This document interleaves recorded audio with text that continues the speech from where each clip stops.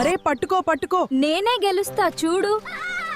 ఆ గ్రామంలో అందరికంటే ప్రకృతిని ఎక్కువగా ప్రేమించే ఒక చిన్న అమ్మాయి ఉండేది. అయ్యో, ఈ చిన్న మొక్క ఎంత అందంగా ఉందో. రా చిన్న పిట్ట, భయపడకు. ప్రతి ఉదయం మేఘ ప్రకృతితో మాట్లాడినట్టే గడిపేది. పాత వస్తువులన్నీ ఇప్పుడు రంగురంగుల పూలతోటగా మారాయి. వావా, ఎంత అందంగా ఉందో. అరే, ఇవన్నీ పాత బాటిళ్లేనా? బంగారు తల్లి, వర్షం కొన్ని మొక్కలను పడగొట్టవచ్చు, కాని నీ ధైర్యాన్ని కాదు. మనం కలిసి వీటిని మళ్ళీ నాటుదాం. ఊరిని అందంగా తీర్చిదిద్దే అద్భుతమైన పనిముట్లు.